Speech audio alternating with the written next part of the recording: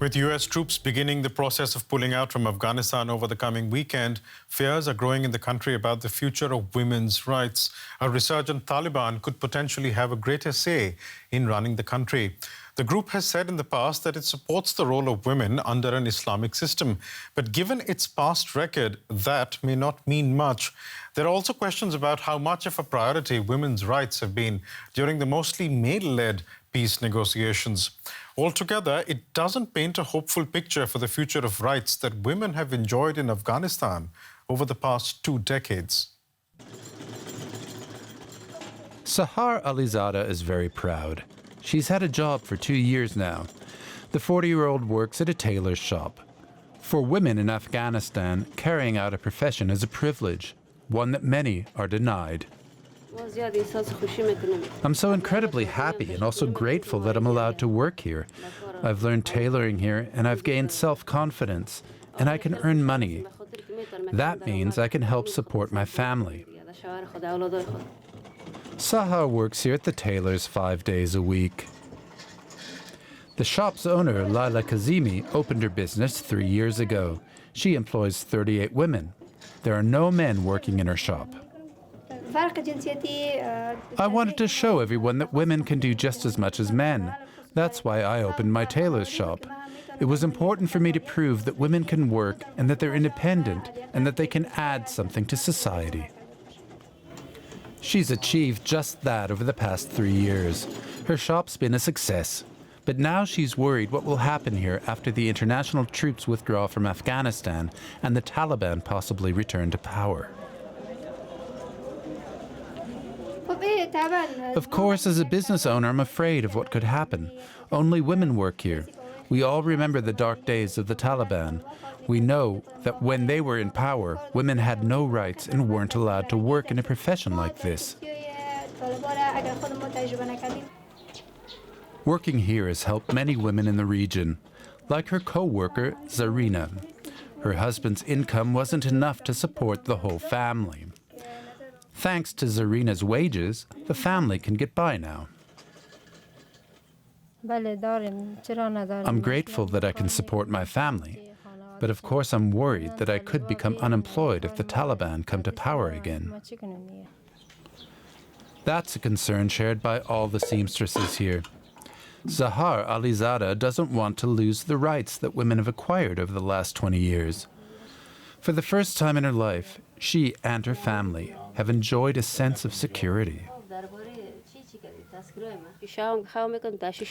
I used to feel scared when I was out on my own. I didn't know whether I'd get home alive. I hope these times are never repeated and that we can live in peace and security.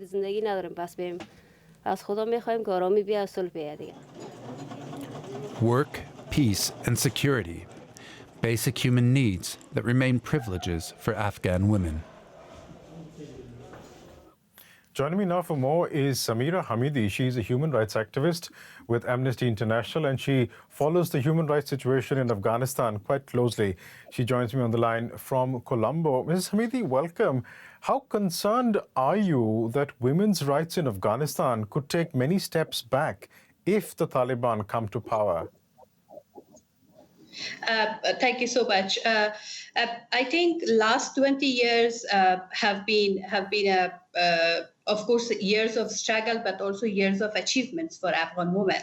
If we look at women's engagement in politics, if you look at women and girls in education and higher education, as well as their social and cultural engagement, as well as women in businesses today, these are all the improvements that I strongly believe that if Taliban are back in power, can have backlashes and can take back women's rights where women were in the time when Taliban were ruling the country.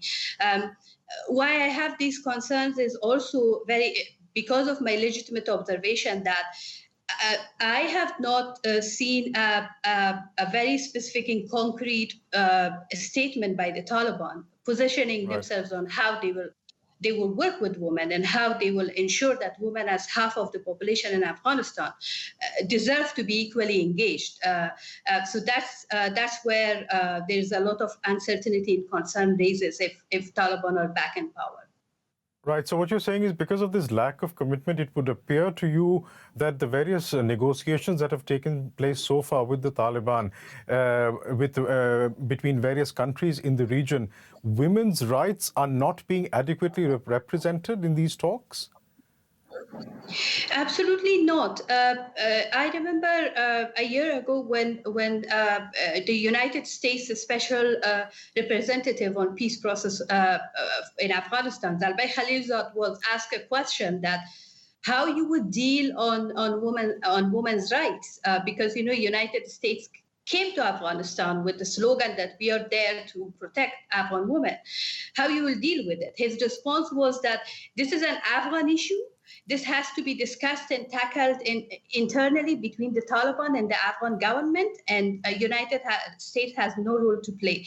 So while that response was quite disappointing, but it was also an eye-opener that because Taliban have a very strong stand, and they have a history in terms of their treatment to women and girls in Afghanistan.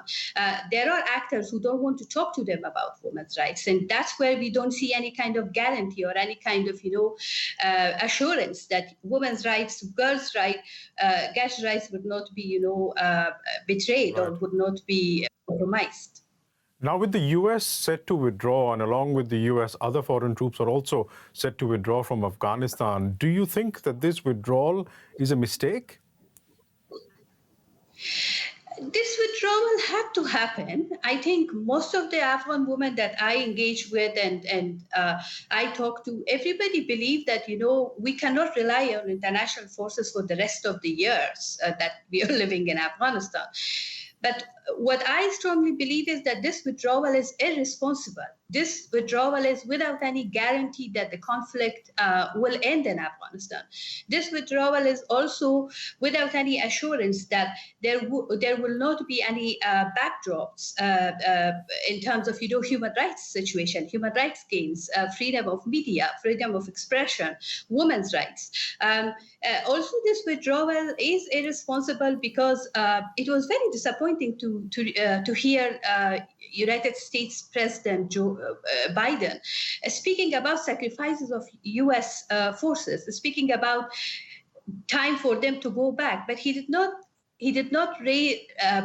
point out a single time about sacrifices that Afghan people are paying every day, Right. with paying the cost of something that they are not responsible for. Samira, Hamidi, we'll have to leave it there for the time being, but thank you so much for joining us on this very important subject. Thank you.